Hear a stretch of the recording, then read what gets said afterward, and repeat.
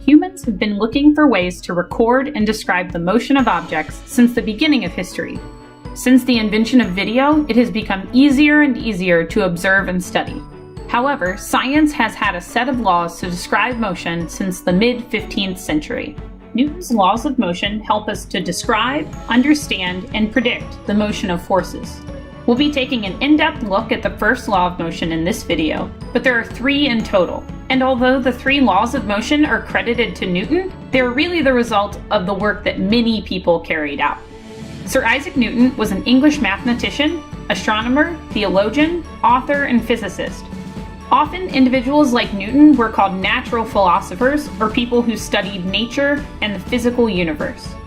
His laws of motion and his universal law of gravitation were published in his book Philosophiae Naturalis Principia Mathematica in 1687.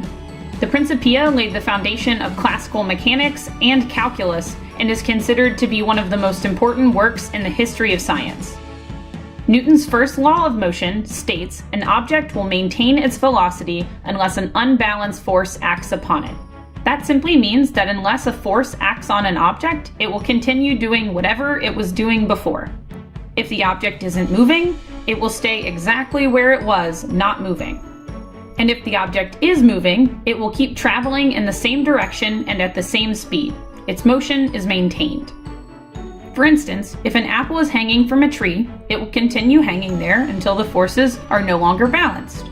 If the object is at rest, it will stay at rest unless an unbalanced force acts upon it. So what does an unbalanced force look like? Often it's a force that is applied by someone or something. As you can see, as long as the stick figure isn't pushing on the box, it's not moving. When he begins applying a force, the box starts moving faster and faster, or accelerating.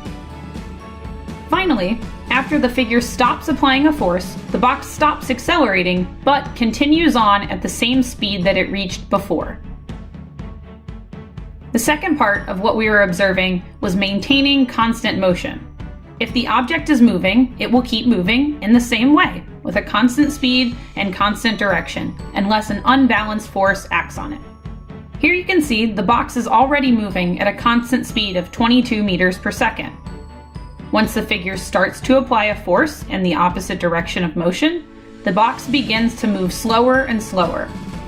When it reaches a speed of 0 and the force is still being applied, it starts to move backwards in the direction that it came from. An unbalanced force is still being applied, so it should continue accelerating. In the real world, objects don't usually move at a constant velocity. Often there are unseen, unbalanced forces acting on objects that are slowing them down and speeding them up, the first of which is gravity.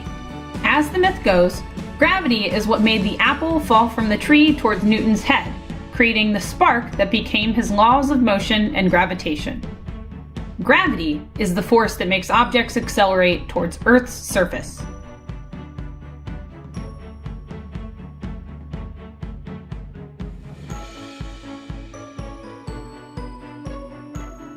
How quickly objects fall towards Earth depends on what other forces are acting on the object. If there is no air resistance, the objects always fall at a rate of 9.8 meters per second squared, the acceleration due to gravity.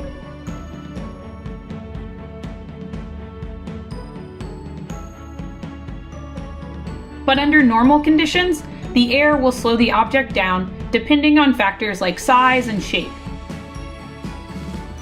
As the object moves through the air, it has to move every molecule of air out of the way to continue to travel. Eventually, the force of air resistance up equals the force of gravity moving the object down. This is called the terminal velocity and is an example of balanced forces. But air resistance is just one example of the force that resists the motion of objects, slowing them down. This force is called friction. Friction exists almost everywhere on Earth. As you can see, when the figure applies a force to push the box along the ground, there's a frictional force resisting the motion.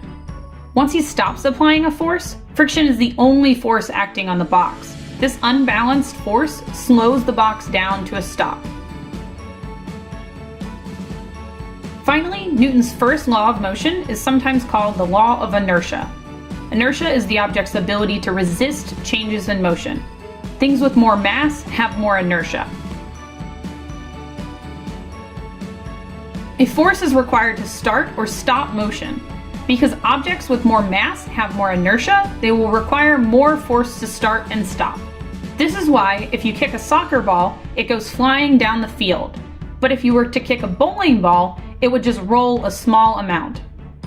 Just to recap, in this video, we learned about the history of Isaac Newton and his laws of motion and what his first law of motion states. We also looked at how unbalanced forces like applied forces, friction, and gravity affect the motion of objects. Finally, we learned that inertia is how much an object resists changes in motion and how that relates to mass.